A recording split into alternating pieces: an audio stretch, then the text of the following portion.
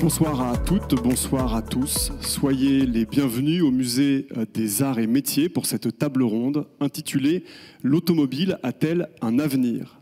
Un événement dans le cadre de l'exposition Permis de conduire à retrouver ici au musée jusqu'au 7 mai prochain.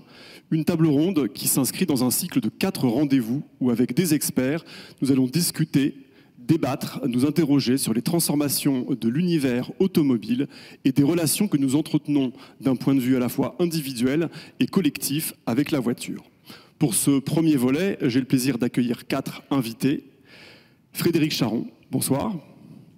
Vous êtes le directeur général de la Société des ingénieurs de l'automobile, une société dont la vocation est le développement et le partage des connaissances des ingénieurs, cadres et techniciens de sociétés et grands groupes français ou bien présents en France dans le domaine de l'automobile et de la mobilité du futur. Également avec nous, Lionel Dufaux, bonsoir. Vous êtes le commissaire de l'exposition Permis de conduire et vous êtes le responsable des collections énergie et transport au Musée des Arts et Métiers. À l'autre bout de l'estrade, Flavien Neuvy, bonsoir. Vous êtes pour votre part économiste, vous êtes le directeur de l'observatoire 7LM, un observatoire qui scrute l'évolution des modes de consommation en France et à l'international, avec notamment un travail au long cours sur notre rapport à la voiture. Et vous êtes également le maire de Sébaza, une commune périurbaine dans la périphérie de Clermont-Ferrand. Et cette seconde casquette aura également son intérêt pour la discussion de ce soir. Enfin, Laurent Perron, bonsoir. Vous êtes le chef de projet industrie automobile au Shift Project, un think tank qui œuvre en faveur d'une économie libérée de la contrainte carbone et qui s'est donné pour objectif d'éclairer et d'influencer le débat public sur la transition énergétique.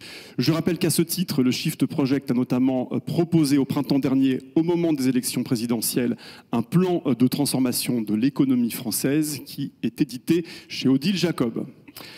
Avant d'entrer dans le vif de notre sujet, 2 mots sur le programme de cette soirée, avec tout d'abord le temps du débat avec vous, messieurs, durant environ 1 heure. Débat que nous poursuivrons avec vous, public, avec vos questions à l'issue de cette heure de discussion. Alors, pollution, crise climatique, crise environnementale, crise énergétique. Dans ce contexte, l'automobile est sur le banc des accusés. En même temps, 90% des foyers possèdent au moins une voiture et l'automobile, depuis des décennies, a façonné notre manière de nous déplacer et d'occuper les territoires. Elle est une part importante de l'imaginaire de nos sociétés, à la fois objet de désir, parfois même un élément de notre identité, mais aussi, bien évidemment, le miroir de nos excès et de nos contradictions. Dans ces conditions, l'automobile a-t-elle un avenir ? Quel avenir? On se pose la question tout de suite. Et pour commencer, en guise d'entrée en matière, je vous propose, messieurs, de nous dire chacun en quelques mots si, selon vous, nous sommes en train de vivre un moment de rupture, un changement d'air vis-à-vis de la voiture. Lionel Dufaux, peut-être pour commencer, vous qui êtes le commissaire de l'exposition Permis de conduire. Je vais vous prêter mon micro le temps que le vôtre se mette à fonctionner. J'ai l'impression que ça marche. Oui, allons-y, Lionel bon. Dufaux. Moment de rupture sur la voiture. C'est un peu ce qui nous a guidés pour faire l'exposition, c'était de nous dire que le secteur automobile était probablement en train d'entamer une nouvelle page de son histoire, qui se passait quelque chose à la fois sur le plan technique, sur le plan des innovations, mais aussi peut-être sur le plan des usages. Et un des objectifs de l'exposition qu'on s'est fixé dès le début, c'était d'arriver à démêler un petit peu toutes les données contradictoires, démêler le vrai et du faux, si j'ose dire, de ce qui est en train de se passer sur ce secteur automobile. Mais en tout cas, nous, en tant que musée, et je suis très content qu'il y ait la Société des ingénieurs de l'automobile ce soir, parce qu'il y a 75 ans, c'était le 19 octobre 1947, le musée et la SIA ouvraient une exposition sur l'automobile qui consacrait l'arrivée de l'automobile pour tous en France. Et 75 ans plus tard, j'ai l'impression que la situation est quand même en train de se transformer. Laurent Perron, sur cette même question, est-ce que nous sommes en train de vivre un changement d'air vis-à-vis de la voiture? Alors très probablement oui, mais si on dézoome un tout petit peu l'approche qu'on a au Shift, qu'on va développer après évidemment. On va développer après, mais enfin, l'automobile est un secteur un peu emblématique des ruptures qu'on essaye d'analyser au Shift Project sous la double contrainte climat et énergie, c'est-à-dire d'une part la lutte contre le réchauffement climatique, dont on a commencé à avoir quelques effets cet été en France, et la deuxième contrainte, c'est la contrainte de disponibilité des énergies fossiles, et notamment le pétrole, dont dépend encore quasi exclusivement l'automobile et le transport en général. Donc c'est bien sous ces deux contraintes que l'automobile, pour nous, va forcément connaître une période de rupture qui a déjà commencé du reste. Frédéric Charon, en guise d'introduction sur cette question de la rupture, de votre point de vue d'ingénieur. Alors que de point de rupture au niveau technologique, puisque c'est en effet le point de la SIA, c'est de regarder les choses d'une manière scientifique et technologique, de manière très évidente, puisqu'on est en train de pivoter sur les chaînes de traction qui sont des chaînes de traction historiquement donc carburant fossile. Et là, en ce qui concerne l'Europe, depuis juillet, nous savons qu'en 2035, nous allons rouler tout électrique. En tout cas, c'est ce qui a été décidé au niveau européen. Absolument. Donc, on a cette imposition et le changement d'un véhicule en termes de chaîne de traction du thermique à l'électrique, est-ce que ça change? Le véhicule va-t-il changer? Sûrement. Ces fondamentaux sont ceux de la physique et d'un objet roulant sur un bitume, donc les lois de la physique et de la dynamique du véhicule s'appliquent, mais la façon dont elles vont être transposées sur la réalisation du véhicule vont être assez fortement changées au niveau de tous les systèmes qu'on va trouver à l'intérieur du véhicule. Donc oui, changement aussi peut-être dans les utilisations, parce que ce pivot à l'électrification amène des contraintes et des limitations par rapport au moteur thermique, ne serait-ce que pour les problèmes de densité de stockage d'énergie et de facilité de stockage d'énergie. On se souvient, on va commencer sur des domaines d'ingénieurs, hein, 1 litre d'essence, c'est 10 kWh en mode liquide, stocké à température et pression ambiante. Une telle densité, stockée de manière aussi simple, il n'y a rien d'équivalent. C'est le succès du pétrole depuis 150 ans. Voilà, c'est ça. Et c'est ce qui a permis, donc, et les choses qui sont simples souvent créent de l'addiction. Voilà. On s'en rend compte. Donc il faut pouvoir sortir des choses simples et qui deviennent un petit peu simplistes. Donc c'est un peu le défi qui se met à nous. Et on va évidemment revenir en détail sur la complexité de l'équation à résoudre. Flavien Neuvy, quelques mots en guise d'introduction sur ce changement d'air à venir, en tout cas manifestement nécessaire de votre point de vue d'économiste. Bonsoir à toutes et tous. Oui, incontestablement, la voiture est sous pression. Une très forte pression qu'elle n'avait pas connue d'ailleurs depuis qu'elle existe, tout simplement, puisqu'elle était vue comme un objet de liberté, d'émancipation, permettait de partir en vacances, de se déplacer très librement et très facilement, effectivement, avec cette formidable énergie qui a propulsé tous nos déplacements pendant le XXe siècle, le pétrole, formidable sur le plan de l'efficacité, hein, pas du climat. Et puis aujourd'hui, elle est sous pression, pression écologique, environnementale, pression sociétale. On veut la sortir des villes pour des raisons d'occupation d'espace public, de pollution de l'air, de plein de bonnes raisons. Et puis, elle est aussi un peu la cible parfois de toutes les critiques, parce que c'est peut-être plus facile de critiquer, de cibler la voiture quand on parle d'émissions de gaz à effet de serre que d'autres secteurs qui sont plus difficiles à je ne vais pas dire stigmatiser, mais en tout cas à montrer du doigt. Donc oui, incontestablement, elle est sous pression. Les temps changent pour la voiture. C'est plus la voiture reine.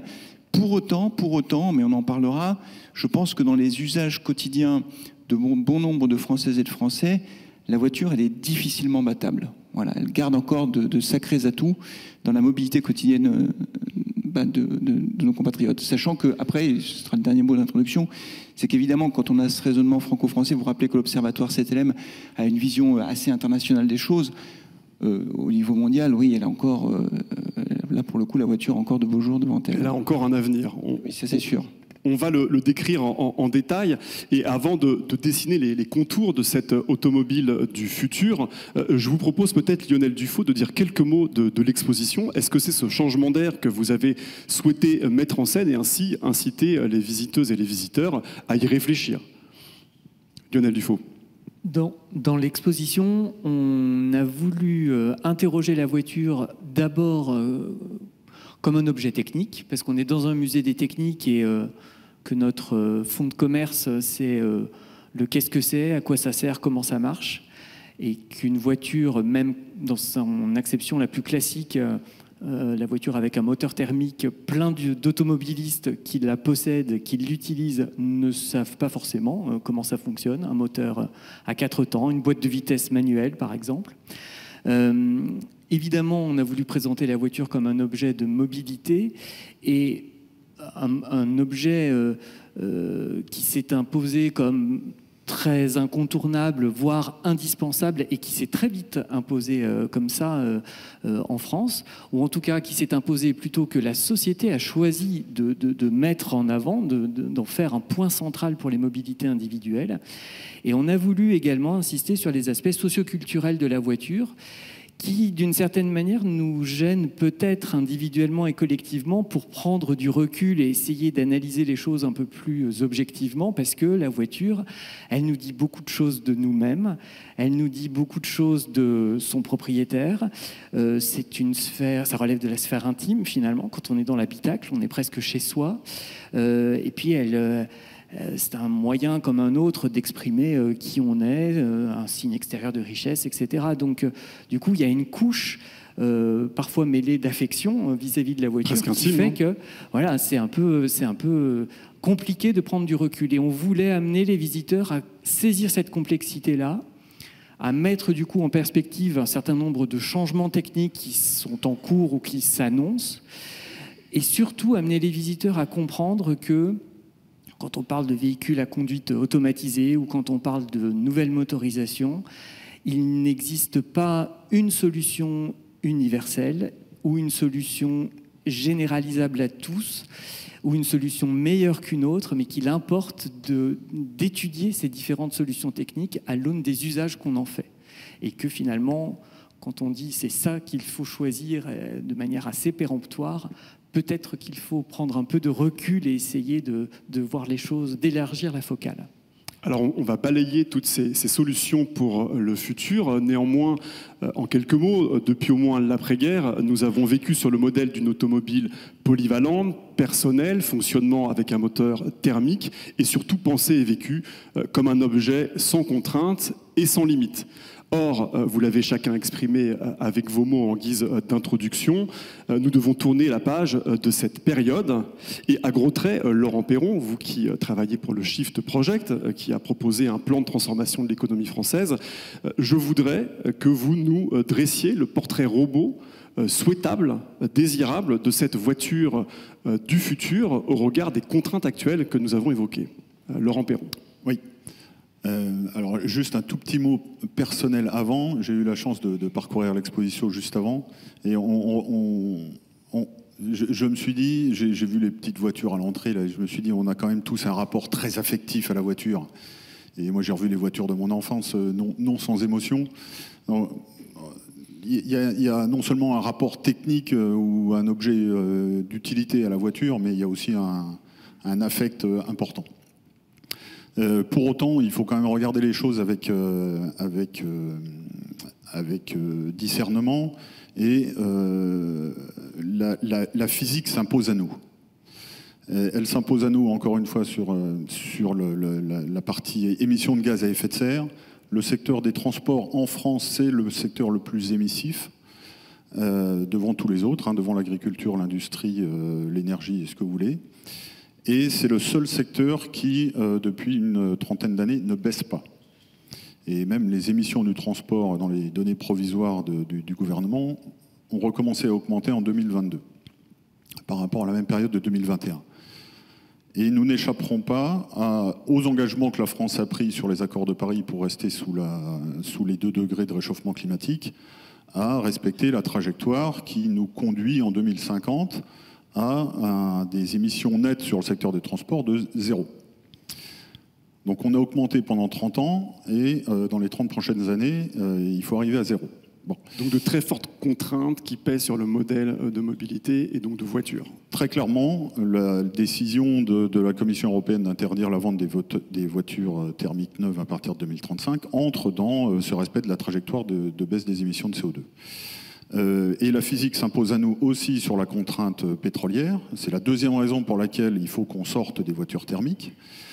C'est que le pic pétrolier, c'est-à-dire la capacité de production du pétrole dans le monde, le pic pétrolier a été atteint il y a une quinzaine d'années à peu près. Donc la production de pétrole ne peut que diminuer à partir de maintenant. Et en plus, il ne vous a pas échappé qu'on n'a pas de pétrole en France, même s'il nous reste quelques idées. Et donc, slogan des années 70 ou 80. Absolument, pour les plus anciens d'entre nous. Et donc on a tout intérêt à sortir des moteurs thermiques le plus rapidement possible. Et de ce point de vue-là, à quoi ressemble le portrait robot de la voiture de demain, avant même de rentrer dans les détails, de savoir à quoi elle doit fonctionner, et on va y revenir et pourquoi faire.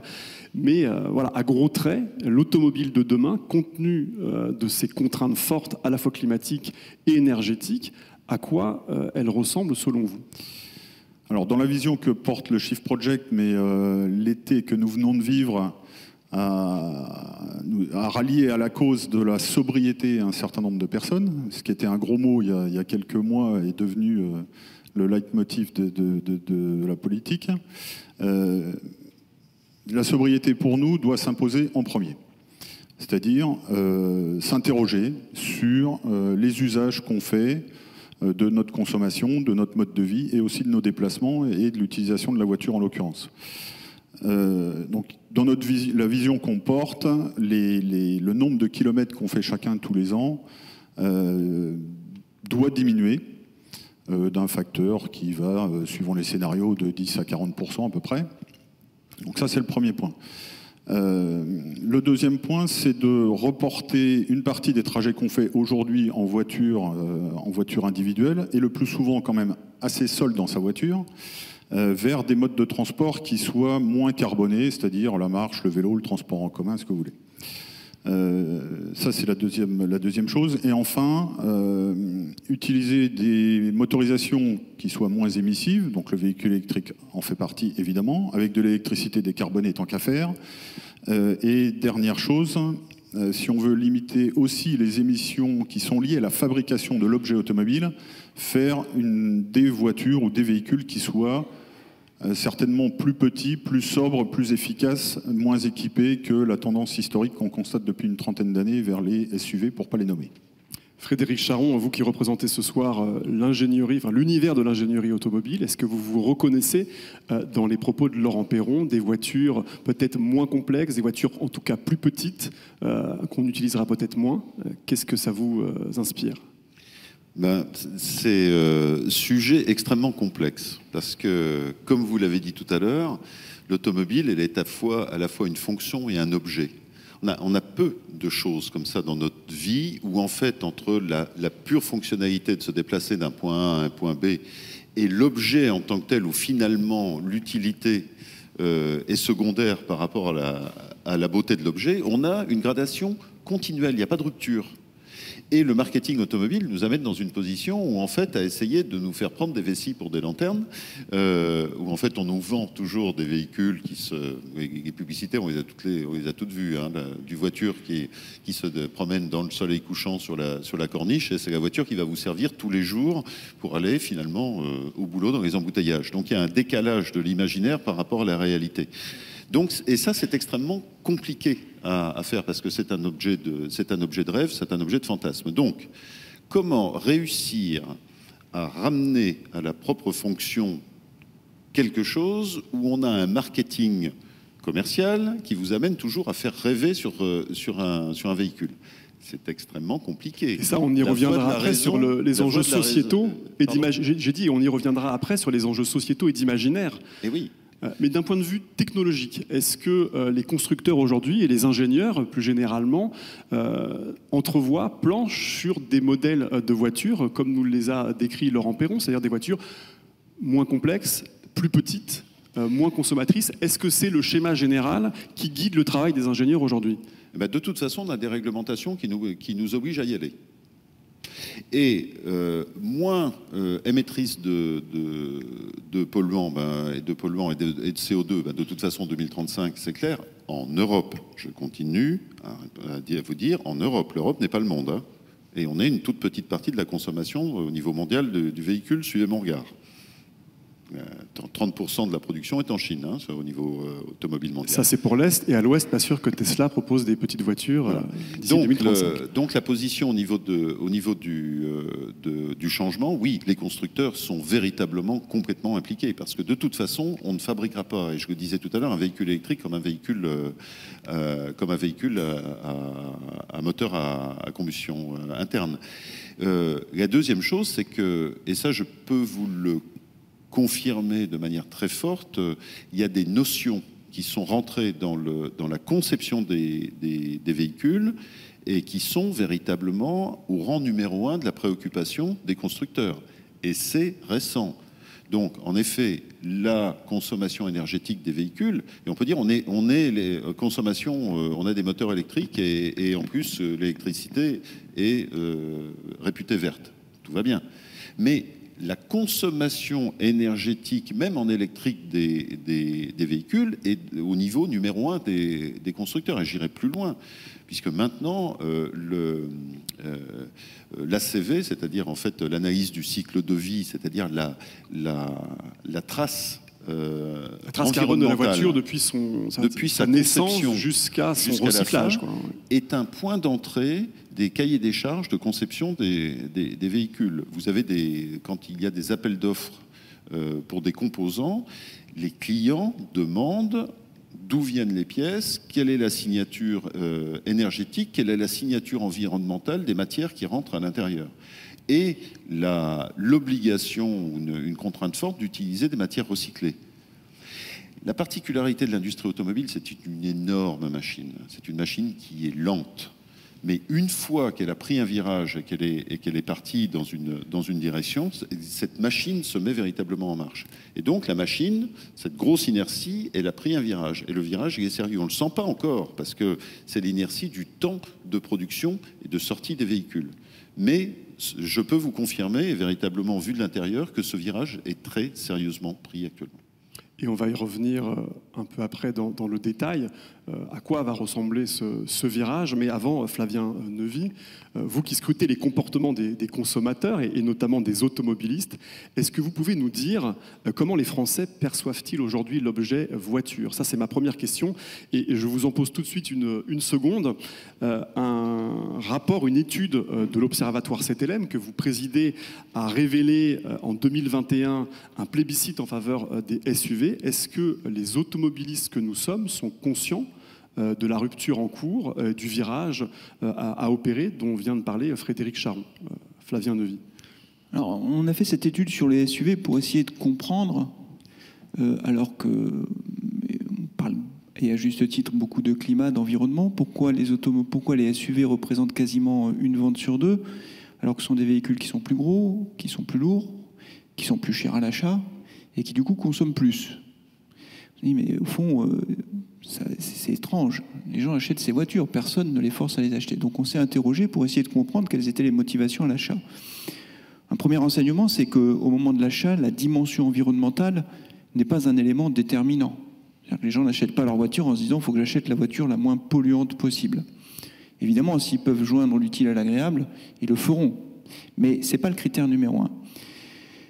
Il y a un critère qui a beaucoup reculé, c'est l'idée de la voiture statutaire. J'achète une voiture pour montrer à mes voisins et à ma famille que j'ai réussi professionnellement, que je commence à avoir de l'argent et je peux me payer une grosse voiture. C'est plus une motivation à l'achat dans les pays développés. C'est encore très vrai dans les pays en développement. C'est très vrai en Chine, avec la classe moyenne qui arrive et qui veut montrer qu'elle a les moyens de s'acheter une voiture. C'est vrai aussi d'une certaine façon en Afrique du Sud, puisqu'on fait des études aussi en Afrique du Sud. Donc on voit bien que dans les pays émergents, cette mécanique qui a été longtemps une mécanique qui fonctionnait en Europe, ce n'est plus le cas aujourd'hui. On n'achète pas une voiture pour montrer son statut social. En revanche, et c'est ce qui explique en grande partie pourquoi les SUV ont beaucoup marché, la notion de plaisir est une notion très importante. Quand ils achètent ces voitures, ils achètent des voitures qui sont plus chères, mais ils se font plaisir, ils sont bien à l'intérieur. Et c'est une réalité pour des millions et des millions de Français qui utilisent leur voiture tous les jours pour aller travailler, emmener les enfants à l'école, aller faire les courses. Ils sont au volant et ils sont contents d'être au volant. Voilà, alors après... Ça, c'est le critère numéro 1. La notion de plaisir, non, alors il y a 2 critères. C'est quand je dis plaisir, derrière, comment dire, c'est pas un critère en tant que tel. C'est pas j'achète cette voiture pour me faire plaisir. C'est le design qui va plaire ou pas plaire, qui va séduire. Donc c'est le design et c'est le prix, bien sûr. Parce que moi, on peut rêver de se payer n'importe quoi, une Ferrari ou je sais pas quoi, sauf que il y a un rappel à l'ordre qui s'appelle le budget qu'on peut mettre sur sa voiture. Donc c'est combien je peux mettre, jusqu'où je peux aller en termes de prix et est-ce qu'avec ce prix-là, je me fais plaisir sur le design de la voiture? Ce sont les 2 moteurs principaux. Après, il y a d'autres critères qui sont très importants. La qualité, la fiabilité, l'image de la marque. Est-ce que c'est une marque dans laquelle j'ai confiance? Mais vraiment, c'est un élément qui est très important. Après, sur la voiture de demain, très clairement, je rejoins ce que vous disiez sur la partie poids des véhicules. Je pense qu'aujourd'hui, on a des véhicules qui pèsent très lourd. Les constructeurs ont eu tendance, pas d'ailleurs... C'est pas toujours de leur faute d'ailleurs, honnêtement, parce que les contraintes de normes à respecter, etc., les ont obligés à beaucoup équiper les véhicules. Ça a tiré le poids vers le haut, les prix vers le haut. Après, quand on regarde objectivement les émissions, effectivement, le choix du full électrique qui a été fait d'ici 2035, je considère que quelquefois on est un peu injuste avec l'industrie automobile parce qu'elle a fait beaucoup d'efforts. Et les moteurs thermiques d'aujourd'hui n'ont jamais été aussi performants, même les émissions de CO2. Alors c'est vrai que sur les transports, globalement, elles ont progressé, mais parce que le parc progresse, les émissions de CO2 aux véhicules ont baissé, malgré le Dieselgate, c'est incontestable, elles ont baissé. Les émissions de polluants locaux, particules fines, etc., ont aussi beaucoup baissé. Et pour terminer sur ce point, le choix du 100% électrique qui a été... Moi, je ne suis pas ingénieur, donc je ne vais pas aller sur ce terrain-là parce que j'aurais peur de dire des bêtises. Mais je suis toujours surpris, moi, en tant qu'observateur, quand le politique, puisque c'est une décision politique, décide quelle sera la technologie la plus performante sur le plan environnemental et économique à 10, 15, 20 ans. Le progrès va tellement vite, la capacité créative de l'être humain est tellement forte, les ingénieurs sont tellement forts qu'ils fixent une trajectoire en matière de réduction d'émissions polluants locaux ou CO2, il n'y a pas de souci. Mais de là à ce que le politique dise c'est l'électrique qui sera la solution la plus performante dans 15 ans, moi ça m'interroge un peu parce que dans certains pays, l'électricité est fortement carbonée et puis les batteries, il faut quand même les produire. Et c'est pas neutre sur le plan environnemental. Alors là, c'est vrai, c'est un avantage, si je puis dire, c'est que c'est loin de nos yeux. Les mines de cobalt, elles ne sont pas en France. Les émissions ont lieu en Chine. Ou en Chine, et puis le cobalt, c'est en Afrique, c'est loin de nos yeux, on ne le voit pas tout ça. Mais sur le plan environnemental, la voiture électrique, c'est pas une voiture propre. C'est pas vrai. C'est une voiture différente, elle a beaucoup d'avantages, notamment pour la qualité de l'air dans les villes. Quoique sur les particules fines, elle est plus lourde, donc le freinage et l'usure des pneus, c'est pas si clair que ça. Donc bon, en tout état de cause, voilà, moi j'ai plutôt tendance à faire confiance à la science et aux capacités des ingénieurs à faire progresser les technologies plutôt qu'à des choix politiques radicaux qui peuvent avoir des externalités négatives non négligeables. Alors on va y revenir, et notamment sur la voiture électrique, on est en plein dans l'actualité. Est-ce que les consommateurs, alors vous disiez Frédéric Charron, on va faire un virage, on a même entamé ce virage, est-ce que les consommateurs, encore une fois que nous sommes, ont conscience que ce virage doit avoir lieu, voire est en train d'avoir lieu? Ou est-ce que c'est encore un peu tôt? Ils sont perdus. Ils sont complètement perdus. Alors moi, avec ma fonction, les gens viennent me voir en disant mais alors, quand je suis le maire, c'est monsieur le maire, ou quand c'est mes collègues, Flavien, alors qu'est-ce qu'il faut acheter comme voiture? Moi, je réponds pas. Hein. Je dis je sais pas, moi, je débrouillez-vous, hein, c'est pas mon problème. Je rappelle que en 2008, c'était pas il y a 50 ans, hein, en 2008, président Sarkozy, Grenelle de l'environnement. Tout le monde est dans la salle, toutes les associations environnementales. La décision est prise de mettre en place, je cite, un bonus-malus écologique. L'État décide de verser un bonus, donc de donner de l'argent aux Françaises et aux Français qui achèteront des véhicules qui émettent le moins de CO2 possible. Moins de CO2 possible, donc des voitures diesel. Je répète, en 2008, 2009, 2010, puisque ça a duré même jusqu'en 2011. À chaque fois qu'un Français achetait un petit véhicule diesel, d'ailleurs plutôt fabriqué en Europe centrale, l'État faisait un chèque pour que les gens achètent du diesel. 10 ans après, on dit « Non, non, on s'est trompé. C'est pas le diesel, c'est horrible. On veut plus de diesel. » Donc les gens sont perdus. Mieux, les gens qui ont acheté du diesel il y a 15 ans, on va dire 20 ans, puisque l'État a incité à acheter du diesel depuis 40 ans, on leur dit maintenant, vous n'allez plus rentrer dans nos centres-villes. On veut plus de vous. Avec les ZFE, les zones à faible émission, il y a beaucoup d'exaspération. Donc les gens sont perdus, et c'est des sujets de crispation qui sont majeurs. Moi, je le ressens. Alors là, je reprends ma casquette de maire. À Clermont-Ferrand, on vient de faire passer les premières règles de ZFE. On y va doucement, très doucement. Moi, j'ai une dame qui m'a interrogé le week-end dernier, qui m'a dit « Monsieur le maire, du coup, moi, avec mon vieux Scénic diesel, on va m'empêcher d'aller travailler en centre-ville? J'aurais pas le droit de prendre ma voiture pour aller bosser? C'est ça que vous êtes en train de me dire? Elle marche très bien, ma voiture. Moi, j'ai pas les moyens de changer. » Donc, si vous voulez, pour répondre à votre question, 1, les gens sont perdus. 2, ils sont un peu agacés. 3, voilà, je pense qu'il faut faire attention à l'acceptabilité sociale des décisions qui sont prises, parce que si à la fin, les voitures électriques qui seront les seules voitures neuves à la vente en 2035 sortent à des prix stratosphériques inaccessibles pour une grande majorité des automobilistes, on aura un gros problème. Donc, oui, Frédéric Charon, vous voulez rebondir sur ce qu'a dit Flavien Neuvy. Alors moi, je suis le gars qui va amener des chiffres et un peu de considération technologique. Et on en a besoin. Ouais. Donc, en effet, choix extrêmement compliqué. La communication sur les véhicules a été multiple. N'oublions pas qu'on vient d'un monde au XXe siècle où, au niveau automobile, les choix étaient simples, sinon simplistes. Bon, il y en a un qu'on a donné, c'est celui du budget d'achat, des véhicules qui, somme toute, étaient plus les mêmes, plus ou moins grands, plus ou moins équipés, et à partir de ça, et puis avec un blason plus ou moins prestigieux, mais grosso modo, c'était toujours à peu près le modèle. Et le gros, en dehors du budget, le gros point de choix, c'était grosso modo fromage ou dessert, diesel ou essence. Voilà où on posait la question. Et maintenant, on a en fait un choix qui va se réduire très fortement, mais qui est extrêmement multiple, et qui est sur plein, et c'est votre interrogation, qui est sur plein de dimensions, et en fait, on se contredit tout le temps. Alors, je vais vous donner un exemple. Les diesels qui sont produits, pourquoi est-ce qu'on a fait du diesel bashing? D'abord parce qu'il y a eu un petit scandale avec un gros menteur, où c'était pas bien. En effet, ils ont menti, très clairement. On connaît la marque. Et à partir de ce moment-là, industrie automobile, tous des menteurs parce qu'en plus, nous avons des réglementations. Il y a des réglementations et des protocoles d'essai des véhicules qui évoluent régulièrement.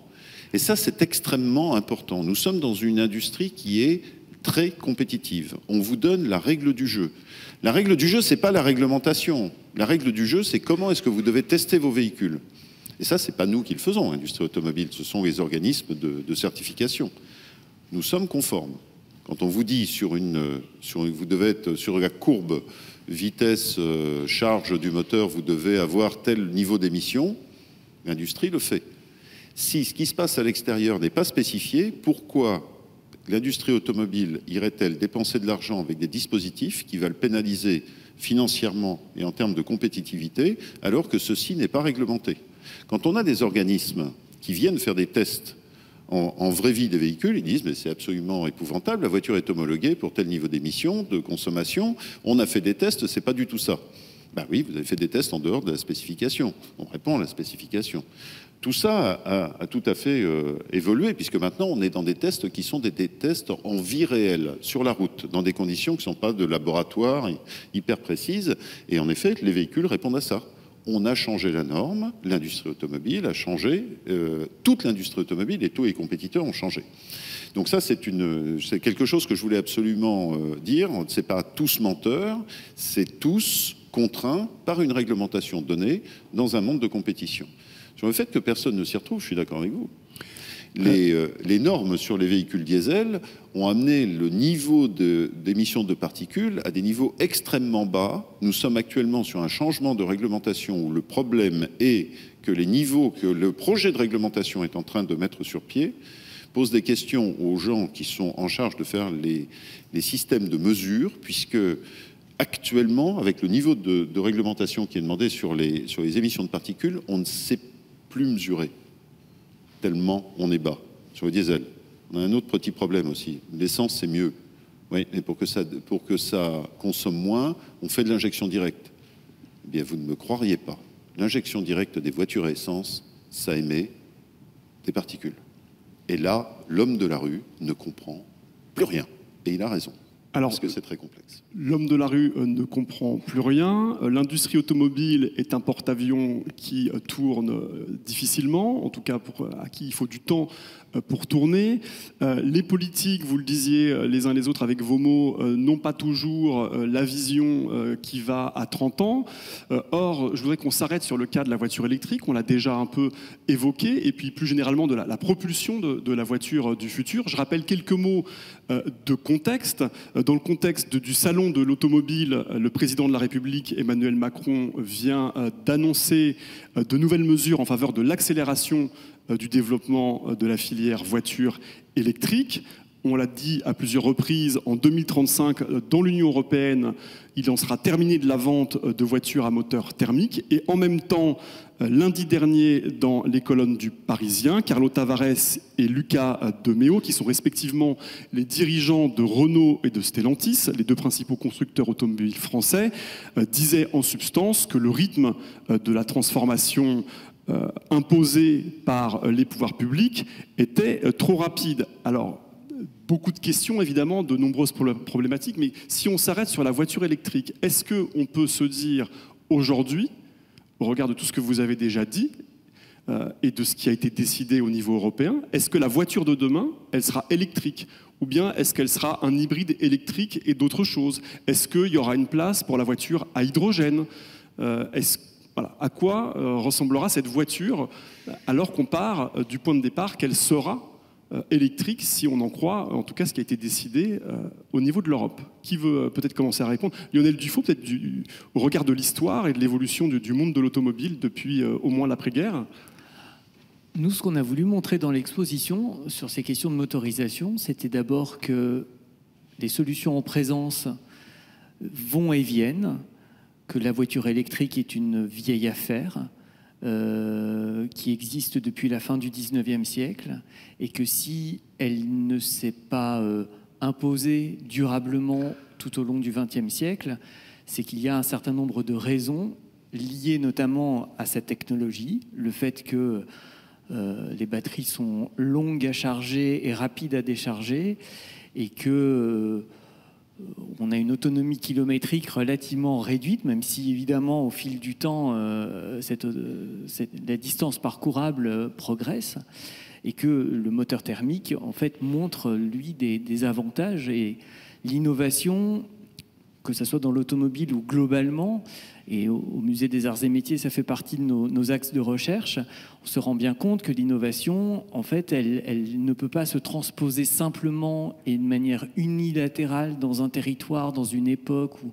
pour une population, mais qu'en fait, elle doit être en phase avec un contexte d'usage, un contexte de maîtrise de compétences scientifiques et techniques, et que, du coup, prendre des décisions comme ça, aussi tranchées que cette interdiction pour 2035, c'est peut-être... alors nous, on le voit en tant que musée, on se dit, oula, c'est une décision qui est quand même lourde de conséquences.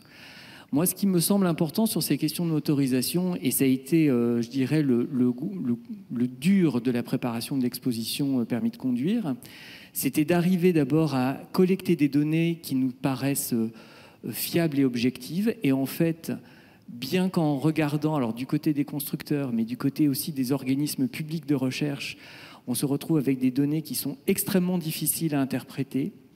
Il est bien heureux celui qui va arriver à se dire, voilà, j'ai réussi à trouver des données qui me permettent de comparer telle voiture avec telle autre voiture, parce que finalement, le moteur est une chose, mais la voiture qui va autour en est une autre. Donc on se retrouve avec des cas de figure qui sont tellement variés, même s'il existe des segments. En fait, c'est quand même pas simple d'avoir des étalons de comparaison. Les équivalents CO2, en fait, quand on parle de particules, est-ce que ça rentre là-dedans ou pas? Et on s'est rendu compte qu'on était face nous, musée, à devoir expliquer un sujet vertigineux, extrêmement complexe, qu'il ne nous appartenait évidemment pas de dire que telle solution était meilleure que telle autre, et c'est, je crois, ce qu'on a réussi à faire dans l'exposition, mais plutôt d'amener les visiteurs à prendre conscience de l'indispensable nécessité de s'informer, d'aller chercher les informations, de garder un esprit critique par rapport aux discours publicitaires, mais aussi à certains discours politiques, et d'être en mesure, encore une fois, de prendre un peu de hauteur par rapport à tout ça. Mais c'est un sujet d'une complexité folle, et du coup très compliqué à vulgariser pour le grand public. On va essayer. Difficile à vulgariser, difficile aussi de mettre en œuvre les solutions. Laurent Perron, votre regard sur ce futur, vous qui appelez à travers le Shift Project à un plan de transformation globale, un plan de rupture de l'économie française, comment vous avez envie de réagir à ce qui a été dit vis-à-vis de la complexité qui est là énoncée, quand il faut dès maintenant se mettre à changer radicalement? Oui. Alors, vous allez trouver que je suis en proie aux idées fixes, mais si j'essaie de répondre à une partie des propos de M. Tavares que vous avez rapporté sur le fait que ça va trop vite, rappelons quand même que ces histoires de réchauffement climatique nous imposent, si on veut rester encore une fois sous les 2 degrés de réchauffement, de respecter un budget carbone, c'est-à-dire une quantité d'émissions de CO2 maximum à ne pas dépasser entre aujourd'hui et 2050. Et plus on va tarder à utiliser des processus, des objets, des voitures moins carbonés ou décarbonés, plus on va entamer le budget carbone qui nous reste à consommer. Hein. Donc est-ce que ça va trop vite? Est-ce que ça va pas trop vite? Vu du climat, ça va pas trop vite, ça va même plutôt très lentement. Vu de l'industrie auto, je comprends que ça soit des ruptures majeures, hein. Mais dans le même temps, M. Tavares dit qu'il sera prêt. Donc, bon. Donc ça, c'est le premier point. Le deuxième point sur les alternatives à la voiture électrique à batterie, Monsieur Charon donnera son point de vue sur le sujet, mais il faut regarder l'affaire de façon systémique. C'est-à-dire qu'on ne peut pas regarder que la partie strictement usage automobile. Si on veut utiliser des biocarburants, des carburants de synthèse ou de l'hydrogène, il faut qu'on regarde bien si c'est à la voiture ou à l'avion ou à autre chose qu'il faut affecter ces ressources qui seront de toute façon en quantité limitée. Juste un chiffre, aujourd'hui dans le monde on consomme, alors je vais peut-être dire une bêtise, mais ça doit être 90 millions de tonnes d'hydrogène, qui est aujourd'hui gris, c'est-à-dire fabriqué à partir de méthane, c'est-à-dire qui émet beaucoup de CO2. Si on voulait produire cette même quantité d'hydrogène avec un procédé décarboné, il faudrait utiliser toutes les éoliennes et tous les panneaux solaires du monde, rien que pour assurer la production actuelle. Donc, ce que vous voulez dire, c'est que c'est pas une piste. C'est pas une piste, à mon sens, pour la voiture individuelle. La voiture individuelle, il est très simple de l'électrifier.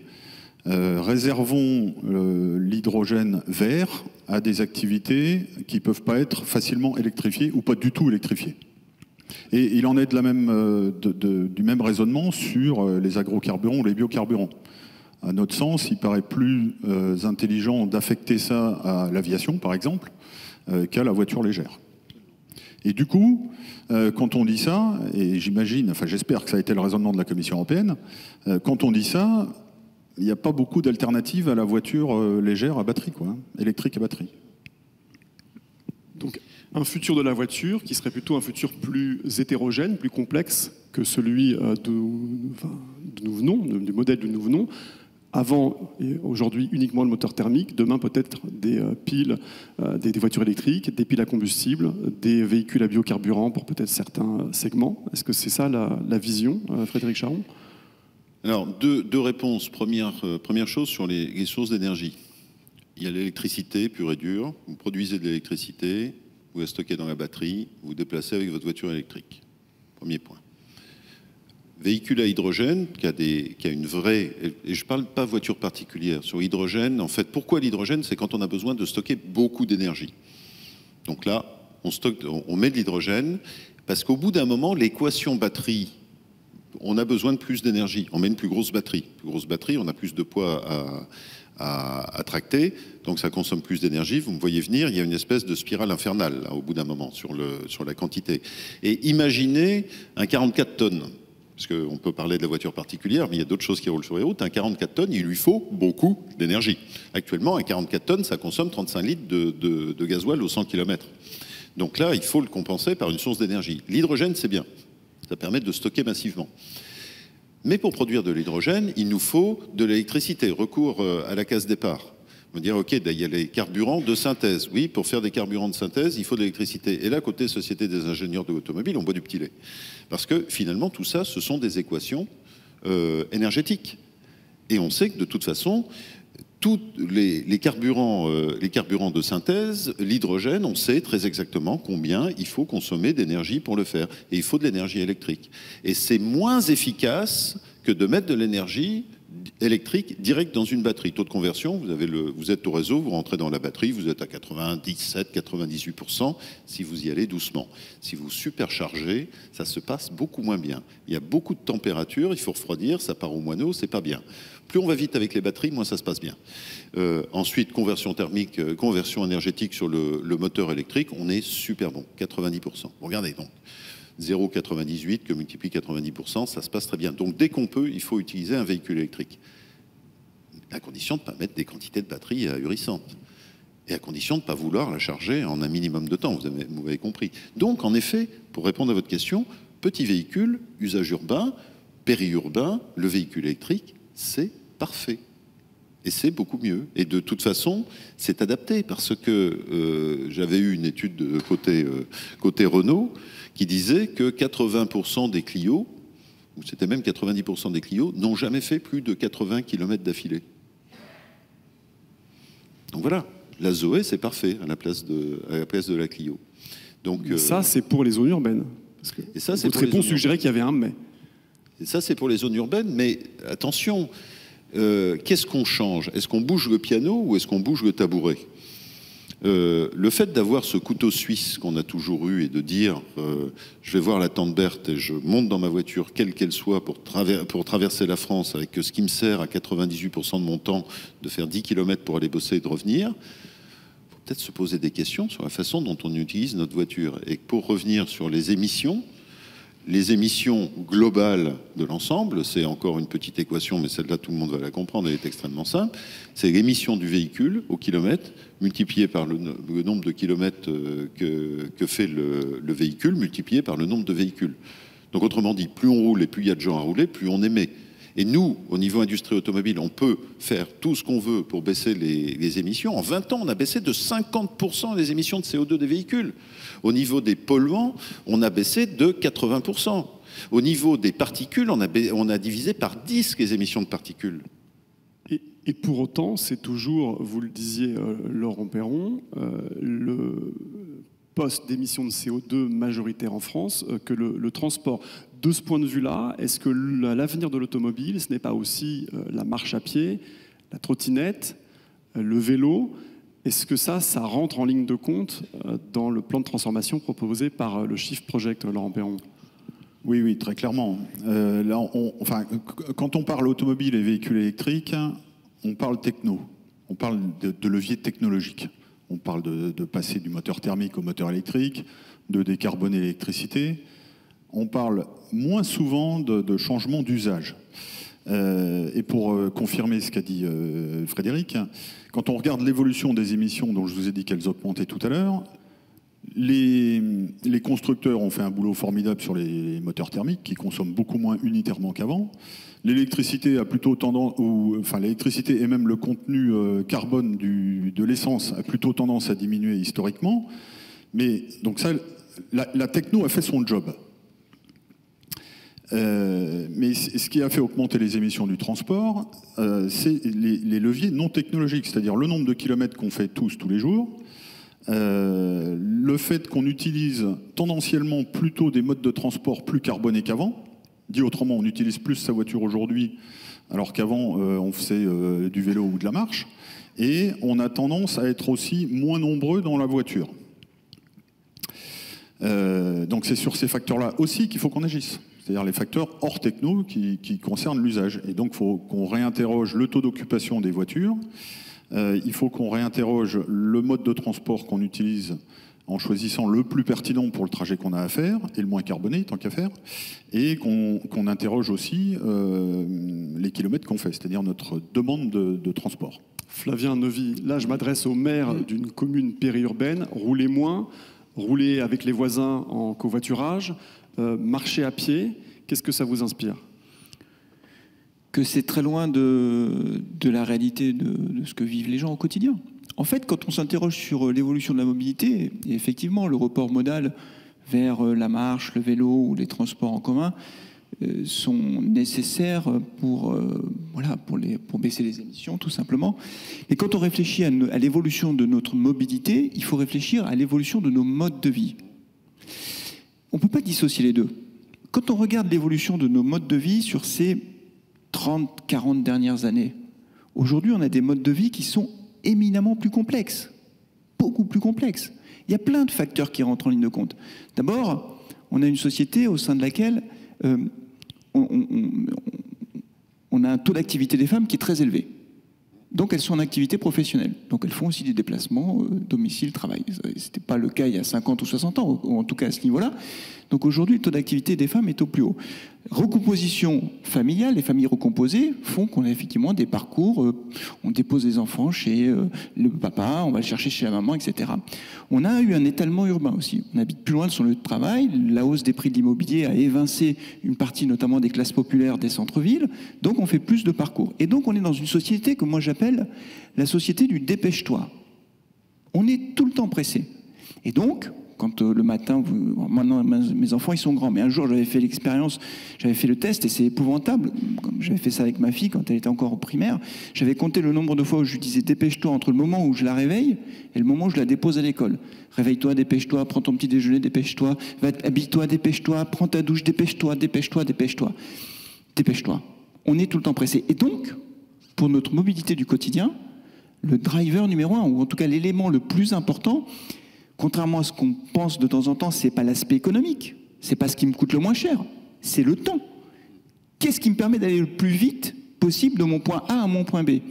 Et donc, pour répondre à votre question sur ma commune, donc nous, on n'est pas en zone rurale, on est au cœur de la métropole de Clermont, on touche Clermont-Ferrand, on a 10 000 habitants, voilà, une ville petite taille à l'échelle nationale, mais bon, quand les gens vont au travail, quand la journée type de quelqu'un qui est en activité, c'est pas domicile-travail, travail-domicile, ça marche pas comme ça.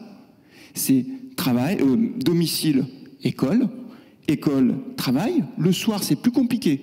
C'est travail, les courses pharmacie ou docteur, l'école pour aller chercher les enfants. Une fois qu'on est allé chercher les enfants à l'école, on va les déposer à la musique ou au foot, parce qu'ils ont des activités périscolaires, et après on rentre à la maison. Donc tout ce temps-là nécessite d'avoir un mode de transport efficace sur des zones urbaines qui sont globalement assez larges. Et je termine là-dessus, c'est un exemple concret, hein, mais une fois qu'on a dit ça, on a tout compris. Quand mon fils aîné a eu 18 ans, donc c'était il y a quelques années, mais c'était il y a 4 ans, il a poursuivi ses études à l'IUT de Clermont-Ferrand, donc ses 2 premières années d'études supérieures, et donc le campus des CESO est à l'autre bout de la métropole. Sébaza est là, les CESO sont de l'autre côté. Et donc il a fait son calcul, il a dit j'ai 2 solutions. Soit je prends les transports en commun, donc un peu de marche, pas beaucoup, hein, parce que l'arrêt de bus, il est à côté de chez nous. 3 minutes de marche, le bus jusqu'au tram, le tram jusqu'au CESO, enfin jusqu'à l'arrêt des CESO, et après encore un peu de marche. 1h10 le matin, 1h10 le soir.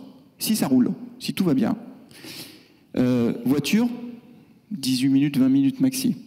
Je me dis, papa, je vais prendre une voiture. Je lui dis, ça va te coûter cher. Il m'a dit, c'est pas grave, je travaillerai. Je termine, il a poursuivi ses études ici à Paris. La voiture qui lui était indispensable, qu'il a achetée à Clermont-Ferrand, pendant qu'il était à Paris, c'est moi qui l'ai gardée. Hein.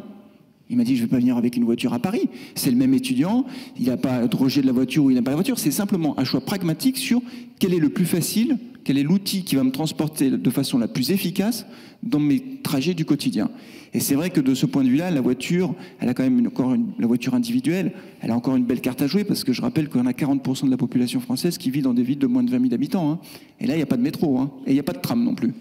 Laurent Perron, qu'est-ce que vous répondez au maire de la commune de 10 000 habitants périurbaine quand il faut changer toute l'économie française? Et puis ensuite, j'aimerais avoir votre regard historique, Lionel Dufaux, sur comment on fait finalement pour changer de paradigme quand on voit la complexité de la situation. Laurent Perron. Oui, je réponds que je suis entièrement d'accord.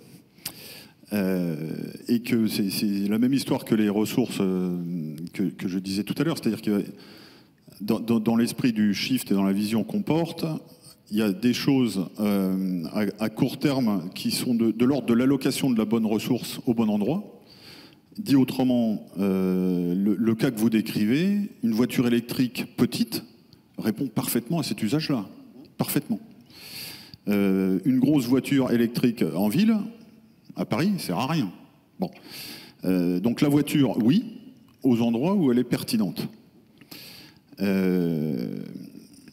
j'ai oublié le reste de la question. Très bien. Et moi, j'ai écouté la réponse, alors j'ai la question derrière. Voilà.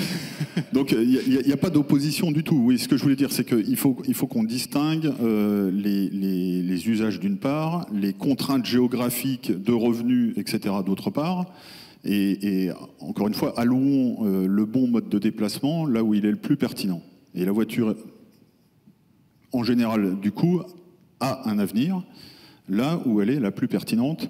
Et contrairement à quelques idées reçues, nous considérons que la voiture électrique petite a plus de pertinence dans les milieux ruraux peu denses que dans les zones périurbaines où des alternatives à la voiture peuvent exister. Oui, j'ai retrouvé ce que je voulais dire. Donc ça, c'est plutôt du court terme. Sur du long terme, on a construit la société en général autour ou grâce à la voiture. Il est probable, enfin il est même souhaitable de notre point de vue qu'il faut prendre les 50 ans qui viennent pour faire autre chose, peut-être dans l'autre sens, mais en tout cas sur la mobilité, faire en sorte que l'urbanisme d'une manière générale ou l'organisation de la société permette de réduire les distances à parcourir de façon contrainte. Donc ça ne va pas se faire du jour au lendemain, hein, on est d'accord. Hein. Frédéric Charon, un mot. Très rapidement. Et ensuite, Lionel Dufaux, je repose ma question avant de l'oublier. Y a-t-il des exemples historiques qui pourraient nous inspirer quant au changement drastique dont il est question là? Frédéric Charon. Oui, il y a une injustice sociale patente. Le Parisien des beaux quartiers qui travaille dans le 8e, il émet très peu de CO2.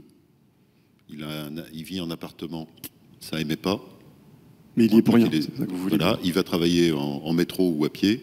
C'est fantastique. Le seul problème, c'est que lui, il va aller 3 fois aux Seychelles, où est l'équivalent pendant l'année, donc il détruit son bilan, pour revenir sur ton analyse.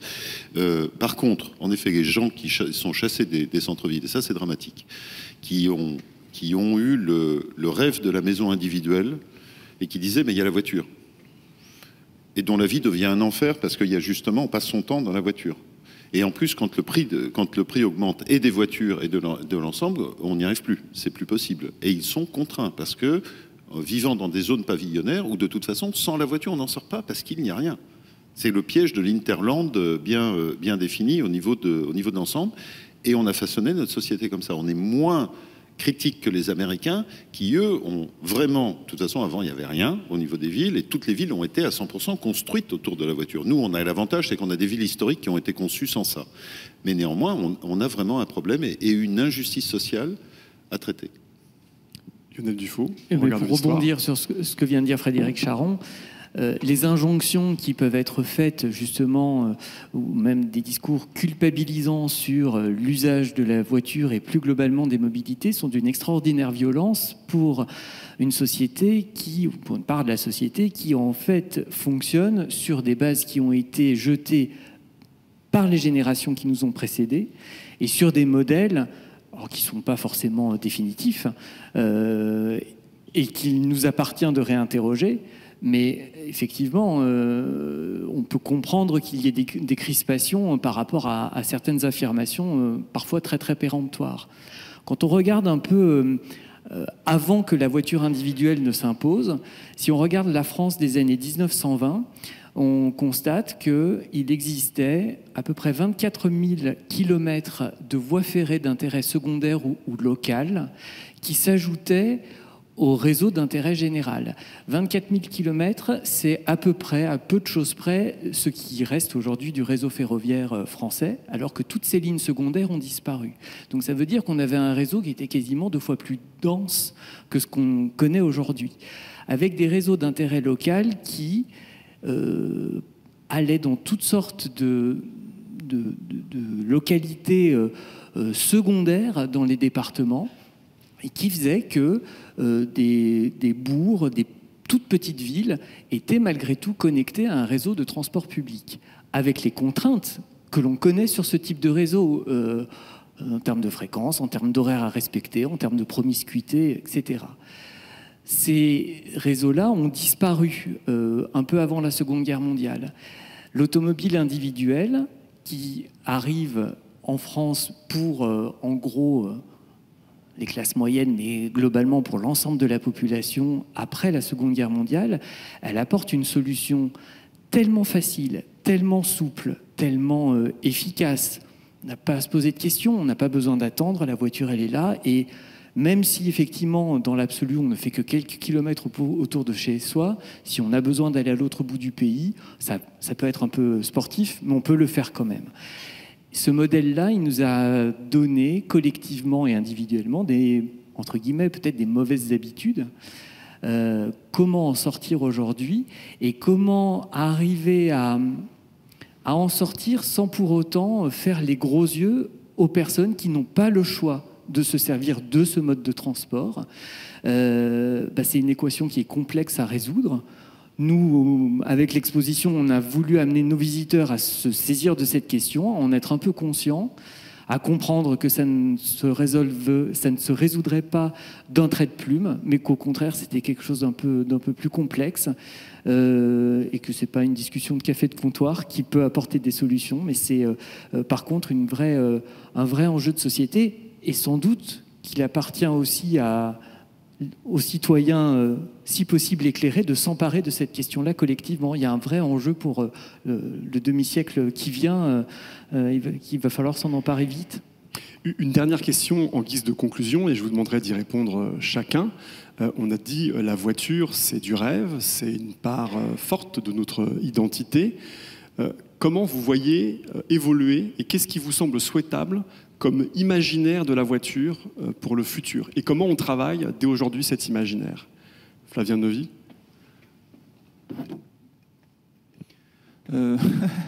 C'est une question difficile. Je ne sais pas, j'ai du mal à répondre à cette question. Ce que je pense sincèrement, c'est qu'au-delà de l'imaginaire autour de la voiture, je pense que les lignes vont beaucoup bouger au cours des prochaines décennies, qu'on est au début. Comme ça rejoint un peu votre question d'ailleurs du lancement de cette table ronde. On est au début d'un véritable changement en profondeur, mais c'est un changement qui va se traduire par, on avait fait une étude qu'on avait appelée comme ça, une véritable fracture, ou en tout cas il y aura 2 France en termes de mobilité. Il y aura une France des métropoles au sein desquelles la place de la voiture va reculer. Elle recule déjà, un peu, pas beaucoup mais un peu. Le kilométrage parcouru baisse dans ces métropoles au profit du vélo. Le vélo est un grand gagnant de ces dernières années, la crise Covid, mais pas que. Et plus de mobilité douce, de mobilité active.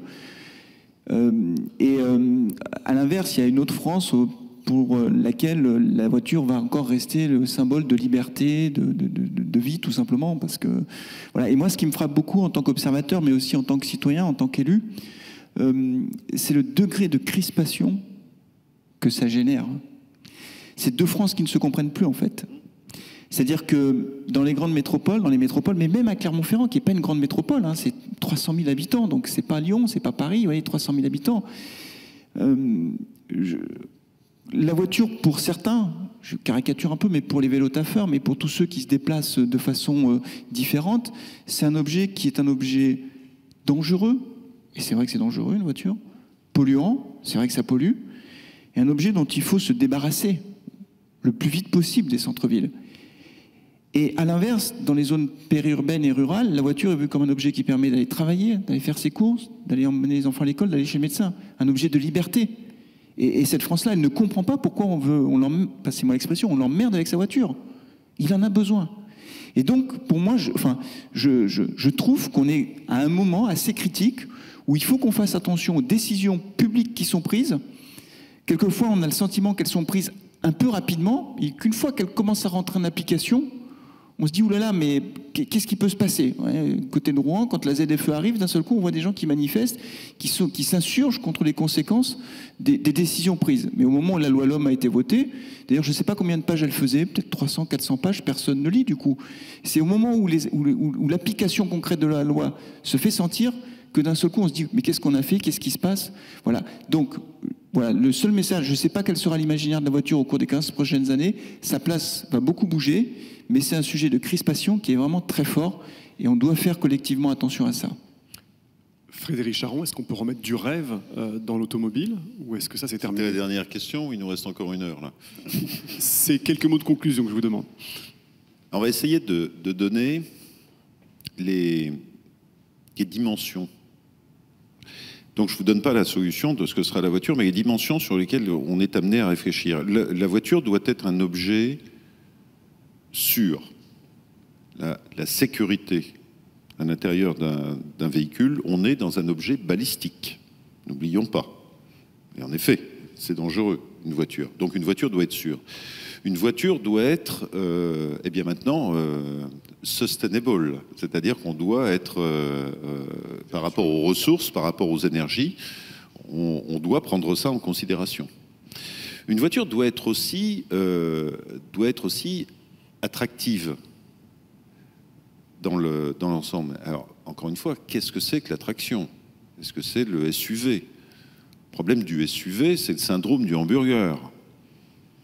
Syndrome du hamburger, vous savez ce que c'est qu'un hamburger? C'est tout mou, ça se mange facilement, ça fait appel aux dimensions du goût les plus basiques qui sont le gras et le sucré, et au bout d'un moment vous avez faim, et si vous en consommez beaucoup, ça se finit par ça passer mal. Eh ben, le SUV, c'est ça. Voilà. Donc, réinterprétons le goût, le vrai goût de ce que c'est qu'une voiture. Donc c'est sur ces dimensions-là, en fait, je pense que la voiture de demain devra être authentique par rapport à son utilisateur. Donc c'est des pistes. Encore une fois, je ne donne pas la solution, parce que justement la grande complexité, c'est qu'il y a des solutions multiples et qui sont adaptées à chacun des utilisateurs. Donc c'est la grande complexité de ce monde qui n'est plus fromage ou dessert comme on avait avant. Laurent Perron, le rêve de la mobilité de demain. Je partage le fait, mais vous l'aurez compris, hein, que alors pour caricaturer un tout petit peu, on va passer d'un monde assez simple où finalement la voiture individuelle répondait à tout pour tout le monde pour tout faire, en gros, aussi bien aller à la boulangerie au bout de la rue qu'à 1000 km en vacances, à un monde un petit peu plus complexe, beaucoup plus complexe, où il faudra presque à chaque déplacement s'interroger sur le mode de transport le plus performant, pertinent pour effectuer ce trajet. Alors ça m'embête un peu de dire ça, mais moi j'ai été passionné de voiture pendant des dizaines d'années, pardon. Pas encore. Mais je pense que la voiture, en tout cas pour moi, il faut qu'elle retrouve un rôle, enfin son rôle utilitaire, plutôt qu'un imaginaire qui nous a conduits dans des excès qu'on est en train de regretter aujourd'hui. Lionel Dufaux, en guise de conclusion, est-ce que l'exposition permis de conduire dont vous êtes le commissaire donne encore à rêver sur l'automobile? L'exposition propose de s'interroger sur l'existence d'un décalage entre nos besoins de mobilité et ce qui nous fait rêver, en disant finalement qu'entre ce que certains artistes nous envoient comme message, notamment au cinéma, mais également ce que les créatifs chez les industriels nous promettent et qui nous font parfois saliver, il y a parfois un décalage avec ce dont on aurait réellement besoin pour se déplacer.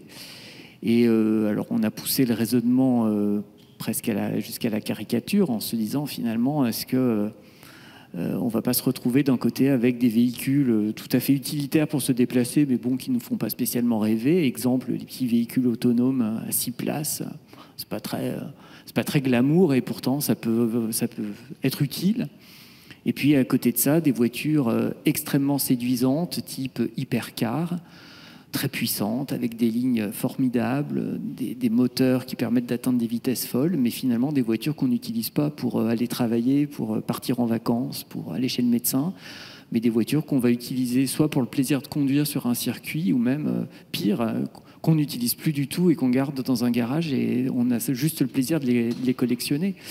Donc voilà, est-ce qu'il n'y a pas un gap qui risque d'arriver, comme ça s'est passé il y a un demi-siècle avec les chevaux de course, et la voiture serait du coup un objet presque étranger à la mobilité. Mais gros point d'interrogation.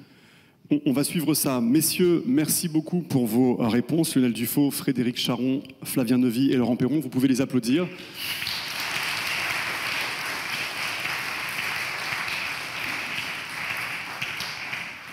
Et je vous propose de poursuivre cette discussion en posant vos questions, vous public, à nos 4 invités. Un micro est prévu à cet effet. Nos invités sont là pour vous répondre. Monsieur en haut, à notre droite. Bonsoir à tous et à toutes. Moi, je m'interrogeais sur un peu cette trajectoire qu'a eu la place de la voiture dans nos vies. On a bien eu un peu l'historique de cette soif, qu'elle répondait à cette soif de liberté. Et j'ai aussi l'impression qu'aujourd'hui, on arrive à une situation où, dans des cas très précis, notamment en milieu urbain, on est aussi à une situation où on a un rejet très fort de la voiture. Et donc, je voulais savoir si déjà cet exemple s'était reproduit un peu dans l'histoire au fur et à mesure de l'apparition de la voiture. Et du coup, on est quand même, dans certains cas, et je suis bien conscient, c'est dans des cas très urbains et voilà, et surtout en fait dans le milieu militant écologiste, où on est à être contre vraiment la voiture et même à entreprendre des actions, je ne sais pas comment les qualifier, mais un peu d'aller un peu plus loin que de la revendication. Et on voit notamment dans les pays nordiques d'aller dégonfler des SUV parce qu'on ne veut plus de ces voitures-là. Et au-delà de la question de technique qui a occupé beaucoup le débat, thermique et slash électrique, en fait, j'ai l'impression que le sujet, il est au-delà et qu'on ne veut plus de la voiture individuelle dans certaines zones. Et en fait, je trouve que c'est un petit peu manqué à la présentation tout à l'heure. Et en fait, est-ce qu'on peut aller jusqu'à l'automobile qui serait condamnée un peu par des citoyens qui voudraient de moins en moins et en fait ralentir un peu cette trajectoire de la voiture pour tous? Frédéric Charon, vous voulez répondre? Est-ce qu'on va supprimer la voiture? Oui, dans les villes, oui. Parce que la ville n'est pas faite pour la voiture. La voiture a pris possession de villes qui n'étaient pas construites pour elle. Regardez les photos de Paris dans les années, on va dire quoi, 50, 60. C'est une guérilla urbaine entre le piéton et la voiture qui est garée partout, qui envahit tout. La couleur des façades du Paris des années 60, heureusement que les films dans les années 50 étaient en noir et blanc. Quand on les voit en couleur, c'est absolument extraordinaire. C'est une ville totalement grise. C'est-à-dire que la voiture a totalement envahi et détruit la ville et la vie en ville. Paris est une ville extraordinaire pour ses habitants, maintenant qu'elle est débarrassée de ses voitures. Je ne sais pas si j'ai répondu à votre question. Flavien Neuvy. Moi, je crois que comment dire, il y aura toujours des voitures, même dans les grandes villes. Les actions militantes que vous évoquez, bon, je ne porte pas de jugement, mais comment dire, je reprends l'exemple de Clermont-Ferrand. Si vous habitez dans le centre de Clermont-Ferrand, il n'y a pas de problème. Mais entre Orsine et Cournon, il y a 33 km. Pas de voiture, qu'est-ce que vous voulez faire? Il n'y a pas de ligne de bus entre les deux, hein. Il n'y a pas de métro. Donc oui, mais la ville Clermont-Ferrand, c'est pas la campagne, hein, quand même. Il y a 300 000 habitants, hein, donc c'est pas tout à fait le petit village de campagne. Il y aura toujours des voitures. Et puis quand bien même vous aurez beau dégonfler tous les pneus de tous les SUV, tant que la Chine allumera des centrales à charbon, le climat il continuera à se réchauffer malheureusement.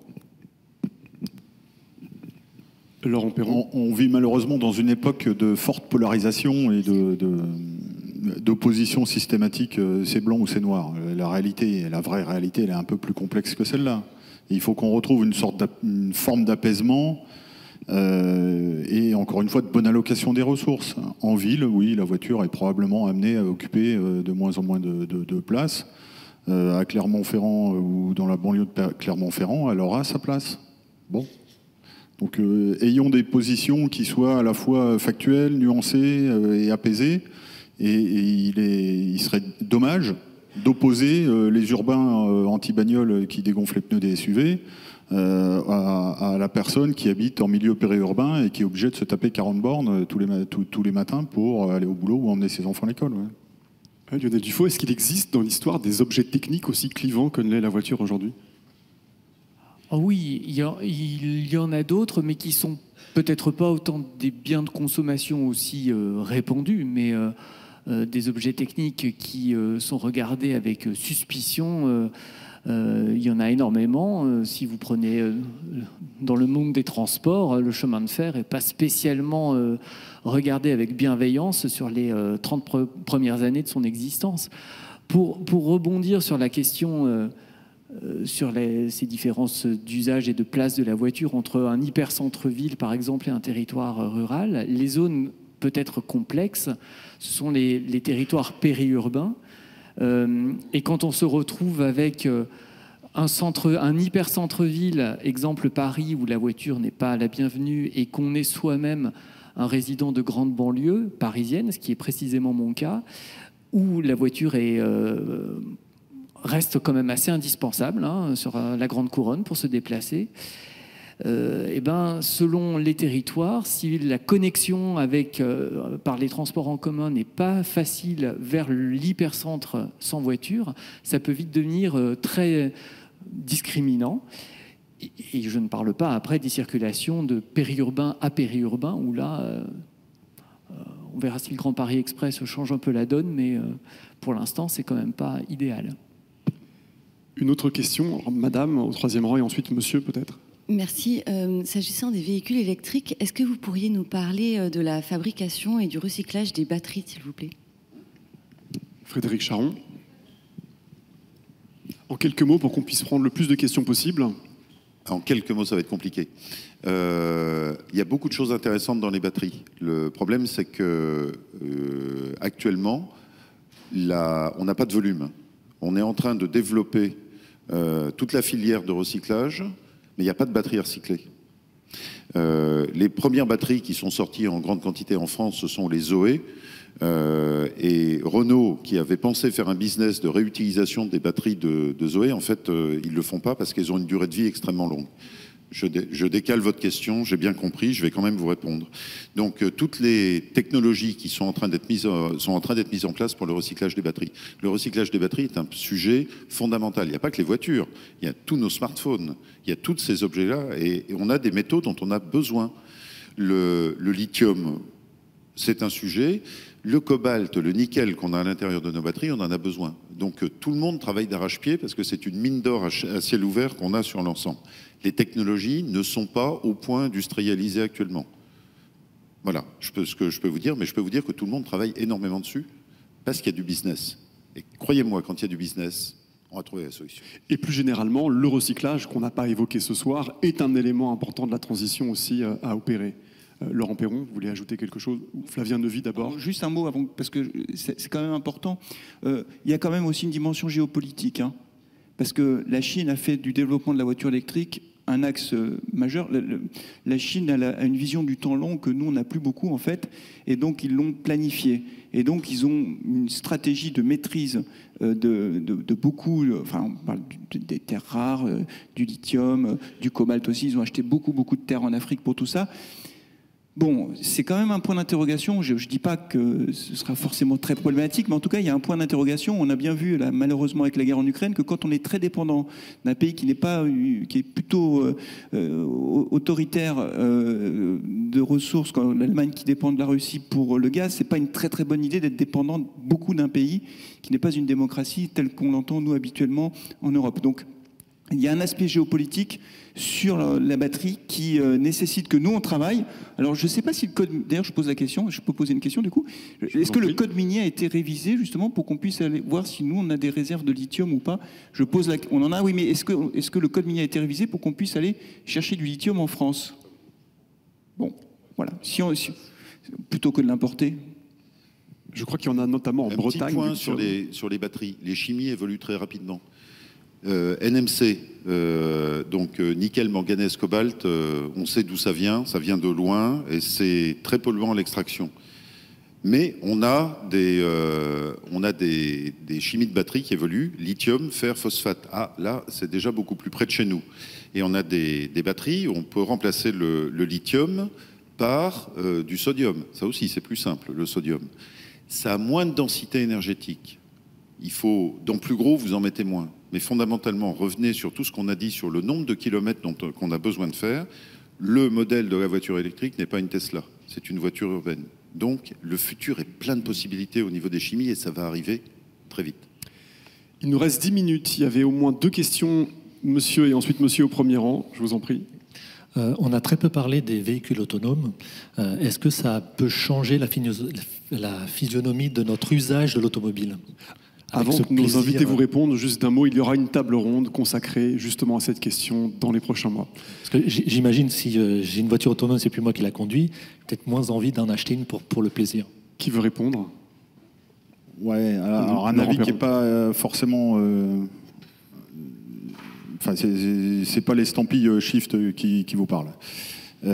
Voiture autonome, bon, pourquoi pas. Sauf que la mise au point de ce bazar-là n'est encore pas complètement gagnée. On est même très très loin, hein, on est d'accord.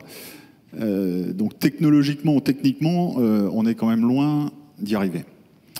Après, il va se passer du temps entre le moment où ce sera prêt et le moment où ce sera massivement déployé, à des prix où on va trouver que la voiture électrique est finalement pas chère. Et le dernier point qui est absolument pas éclairé aujourd'hui, c'est l'empreinte carbone globale de ce système de véhicules automatisés. Donc il faut fabriquer la voiture avec 50 capteurs, il faut mettre des infrastructures sur la route avec des capteurs tout autant, les flux de données, les data centers, le bilan énergétique de ce bazar-là. Bon, vous aurez compris que je suis un peu sceptique sur le sujet. Une question au premier rang, monsieur. Oui, bonsoir. On sait dans l'histoire que l'usage de la voiture a transformé l'urbain, a permis l'étalement, l'éloignement, y compris les centres commerciaux qui sont au milieu de nulle part, et on continue à construire des centres commerciaux aujourd'hui. Il y a une crise, mais si on regarde les demandes d'agrandissement des centres, etc., il y en a plein, et les villes, malheureusement, acceptent. Peut-être pas autant qu'avant. C'est une question, je fais lier cette question à une autre. On dit l'envie, etc. On est dans une situation existentielle par rapport au futur de nos enfants, nos petits-enfants. Donc, s'il y a des envies d'avoir des grosses voitures parce qu'on a un ego malade, il faut la changer. Il faut changer cette histoire. Il y a une autre question complètement différente, c'est l'occupation de la voiture, l'espace que la voiture occupe, le quadrillage de la nature, le quadrillage du pays où il y a des endroits où les animaux ne peuvent pas passer d'un endroit à l'autre et c'est la biodiversité qui paye cher.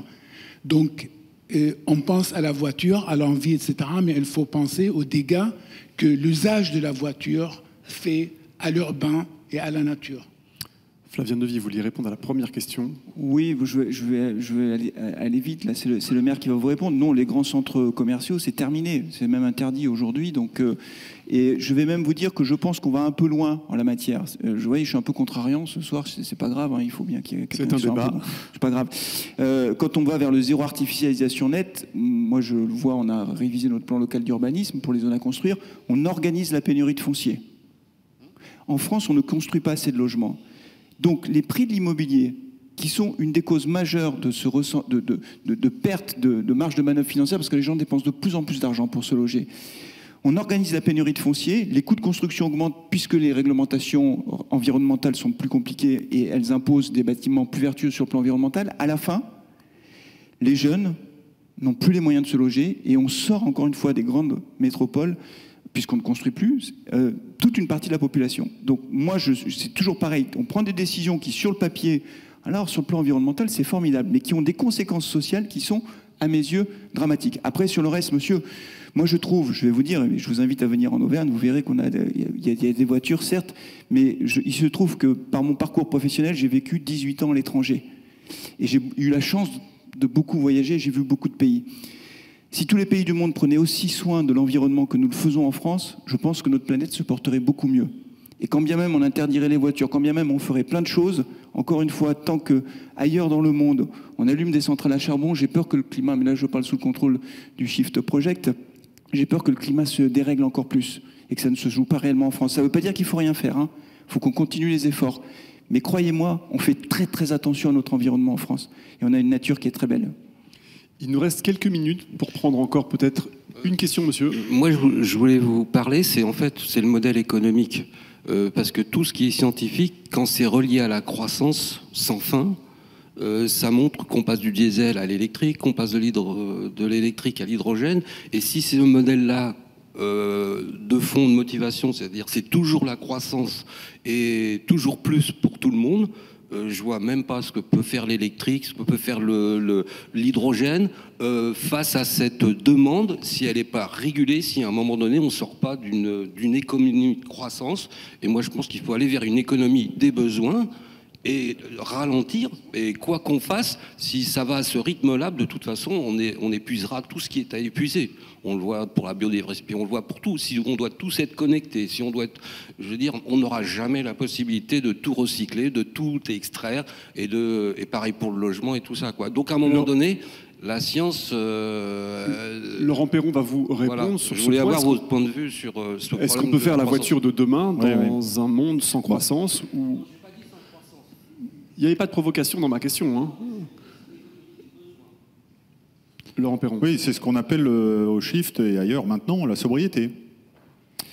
J'ai essayé d'en parler tout à l'heure en disant qu'il fallait qu'on se questionne sur le mode de transport qu'on utilise et sur les kilomètres qu'on fait chacun. Ce sont des actions de sobriété.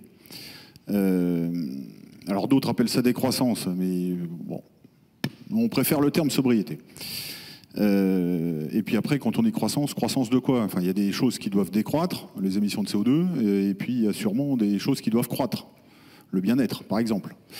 Ce que je veux dire par là, c'est que dans ce qu'on a essayé de décrire dans le plan de transformation de l'économie française, c'est justement une trajectoire qui nous emmènerait secteur par secteur d'ici 2050 dans un monde sobre, décarboné, avec un contenu en emploi